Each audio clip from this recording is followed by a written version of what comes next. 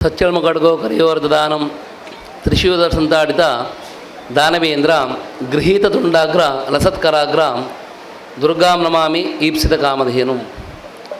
ಹರಶಂಭೋ ಮಹಾದೇವ ವಿಶ್ವೇಶ್ವ ಅಮರವಲ್ಲಭ ಶಿವಶಂಕರ ಸರ್ವಾತ್ಮ ನೀಲಕಂಠ ನಮೋಸ್ತುತೆ. ಪ್ರಥಮವಾಗಿ ನಮ್ಮದು ಆರಾಧ್ಯ ದೇವರಾದಂತಹ ಮಹಾಮಹಿಷಮರ್ದಿನಿಯ ಚರಣಾರವಿಂದಗಳಿಗೆ ನಮಸ್ಕರಿಸುತ್ತಾ, ಕ್ಷೇತ್ರದ ಒಡೆಯನಾಗಿರತಕ್ಕಂತಹ ಮಹಾಲಿಂಗೇಶ್ವರ ಮಹಾಗಣಪತಿ ದೇವರ ಪಾದಾರವಿಂದಗಳಿಗೆ ನಮಸ್ಕರಿಸುತ್ತಾ, ವೇದಿಕೆಯಲ್ಲಿ ಆಸೀನರಾದಂತಹ ಪೂಜ್ಯ ಸ್ವಾಮೀಜಿಯವರೇ ಹಾಗೂ ಗಣ್ಯಾದಿ ಗಣ್ಯರೇ, ವೇದಿಕೆಯ ಮುಂಭಾಗದಲ್ಲಿರತಕ್ಕಂತಹ ಎಲ್ಲ ಬಂಧು ಭಗಿನಿಯರೇ, ಸಂಘದ ಸರ್ವ ಸದಸ್ಯರೇ, ನೋಡುತ್ತಿದ್ದ ಹಾಗೆ ಈ ಹಬ್ಬ ನಡ್ಕ ದುರ್ಗಾ ಪರಮೇಶ್ವರಿ ಫ್ರೆಂಡ್ಸ್ ಕ್ಲಬ್ ಹಬ್ಬ ನಡ್ಕ ಇದರ ಪಂಚವಿಂಶತಿ 25ನೇ ವರ್ಷದ ರಜೋತ ಮಹೋತ್ಸವ ನಿನ್ನ ಮೊನ್ನೆ ಆದ ಹಾಗೆ ಕಾಣ್ತದೆ. ಯಾಕೆಂದರೆ ಪ್ರತಿ ವರ್ಷ ಕೂಡ ನಮ್ಗೆ ನಾವು ಇದೇ ಮಾತನ್ನು ಹೇಳೋದಂತಲ್ಲ, ನಮ್ಮದು ಜಾತ್ರಾ ಸಮಯದಲ್ಲಿ, ಮಂಡಲ ಪೂಜಾ ಮಹೋತ್ಸವ ಸಮಯದಲ್ಲಿ, ನವರಾತ್ರಿ ಸಮಯದಲ್ಲಿ ಈ ಸಂಘದ ಸರ್ವ ಸದಸ್ಯರು ಕೂಡ ದೇವರ ಸೇವೆಯನ್ನು ನಿಷ್ಠೆಯಿಂದ ಮಾಡ್ತಾರೆ. ನಾನು ಯಾವಾಗಲೂ ಹೇಳ್ತೇನೆ, ನಾವು ಒಳಗಿಂದ ಒಂದು ನಿಷ್ಠೆಯಿಂದ ಪೂಜೆ ಮಾಡ್ತಾಯಿದ್ದಂದರೆ, ಒಂದು ಹಳೆ ವಿದ್ಯಾರ್ಥಿ ಸಂಘ ಹೊಸಮಾರು, ಇನ್ನೊಂದು ದುರ್ಗಾ ಪರಮೇಶ್ವರಿ ಫ್ರೆಂಡ್ಸ್ ಕ್ಲಬ್ ಹಬ್ಬ ನಡ್ಕ, ಇವರು ಹೊರಗಿದ ಎಲ್ಲ ಜವಾಬ್ದಾರಿಯನ್ನು ಮುತುವರ್ಜಿಯಿಂದ, ಯಾಕೆಂದರೆ ವೇದಿಕೆಯಲ್ಲಿ ನನಗೆ ಈಗಾಗಲೇ ನೋಡಿದೆ, ಆಮಂತ್ರಣ ಪತ್ರಿಕೆಯಲ್ಲಿ ಒಟ್ಟು ಹತ್ತಿರ 100 ಹೆಸರು ಉಂಟು. ಇದಕ್ಕೆ ಕಾರಣ ಆ ಸಂಘದವರ ಮೇಲೆ ಇರತಕ್ಕಂತಹ ಪ್ರೀತಿ, ಅವರು ಎಲ್ಲರ ಒಟ್ಟಿಗೆ ನಡ್ಕೊಳ್ತಕ್ಕಂತಹ ಒಂದು ವಿಧಾನ ಉಂಟು. ನಿಜವಾಗಿಯೂ ಅವರ ಕರೆಗೆ ಯಾರು ಬರಲೇಬೇಕು.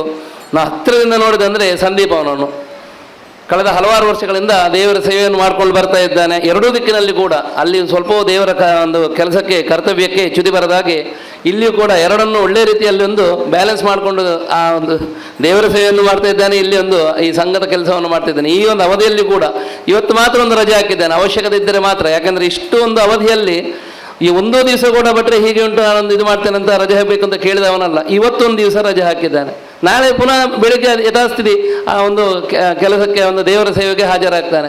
ಯಾಕೆಂದರೆ ಅವನಿಗೆ ಅಷ್ಟು ಕರ್ತವ್ಯ ಪ್ರಜ್ಞೆ, ದೇವರ ಬಗ್ಗೆ ಅಷ್ಟೇ ಪ್ರೀತಿ, ಎಲ್ಲರ ವಿಚಾರದಲ್ಲಿ ಕೂಡ ಎಲ್ರಿಗೂ ಕೂಡ. ಯಾಕೆಂದರೆ ಬೆಳೆಯುವ ಸರಿ ಮೊಳಕೆ ಅಂತ ಹೇಳಿದ ಹಾಗೆ ಹಿಂದೆ ನಾನು ಕೇಳಿದ್ದೇನೆ, ಎಲ್ಲ ಸಂಘ ಸಂಸ್ಥೆಯಲ್ಲಿ ತುಂಬ ಕೆಲಸ ಮಾಡಿದ್ದಾನೆ. ವಿಶೇಷವಾಗಿ ಈ ದುರ್ಗಾ ಪರಮೇಶ್ವರಿ ಫ್ರೆಂಡ್ಸ್ ಕ್ಲಬ್ ಇದರಲ್ಲಿ ತುಂಬ ಒಂದು ಸಾಧನೆ ಮಾಡಿದ್ದಾರೆ. ಆ ಒಂದು ಫಲಶ್ರುತಿ ಎನ್ನುವಂತೆ ದೇವಿಯ ಒಂದು ಆಶೀರ್ವಾದದಿಂದ ಇವರಿಗೆ ರಾಜ್ಯ ಮಟ್ಟದ ಪ್ರಶಸ್ತಿ ಕೂಡ ಸಿಕ್ಕಿದೆ.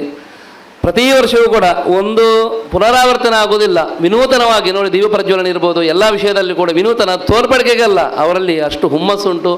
ಅವರದೊಂದು ಕರ್ತವ್ಯ ನಿಷ್ಠೆ, ಕರ್ತವ್ಯ ಪ್ರಜ್ಞೆ, ಕರ್ತವ್ಯ ಪ್ರೇಮ, ಇದು ಮೂರು ಕೂಡ ಒಟ್ಟಿಗೆ ಸೇರಿದಂತೆ. ಯಾಕಂದರೆ ಸಂಘಟನೆ ಅಂದರೆ ಸಂಘ ಸಮ್ಯಕ್ ಗಡದಿದೆ ಸಂಘಟನಾ ಅಂತದ್ದು ಒಳ್ಳೆ ರೀತಿಯಲ್ಲಿ ನಡೆದರೆ ಮಾತ್ರ ಸಂಘಟನೆ ಅಂತೆ.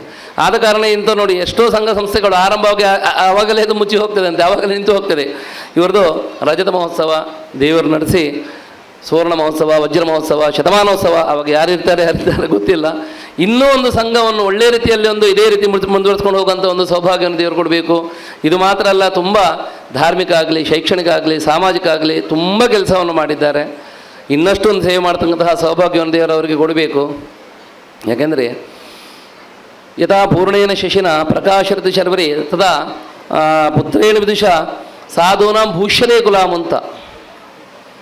ಒಂದು ಹುಣ್ಣಿಮೆ ದಿವಸ ನಕ್ಷತ್ರದಲ್ಲಿ ಸಾವಿರಾರು ಲಕ್ಷಾಂತರ ಆಗಸದಲ್ಲಿ ಸಾವಿರಾರು ನಕ್ಷತ್ರ ಇರ್ಬೋದು, ಆದರೆ ಕಾಣಿಗೆ ಕಾಣುವುದು ಚಂದ್ರ ಮಾತ್ರ ಅಂತೆ. ಅದೇ ರೀತಿಯಾಗಿ ಎಷ್ಟೋ ಸಂಘ ಸಂಸ್ಥಿದ್ರು ಕೂಡ ಎಲ್ಲಿ ಹೋದರೂ ಕೂಡ ಹಬ್ಬ ನಡ್ಕ ದುರ್ಗಾ ಪರಮೇಶ್ವರಿ ಫ್ರೆಂಡ್ಸ್ ಕ್ಲಬ್ ಹಬ್ಬ ನಡ್ಕ ಇದರ ಹೆಸರು ಎಲ್ಲಿ ಕೂಡ ಕೇಳ್ತಾ ಉಂಟು.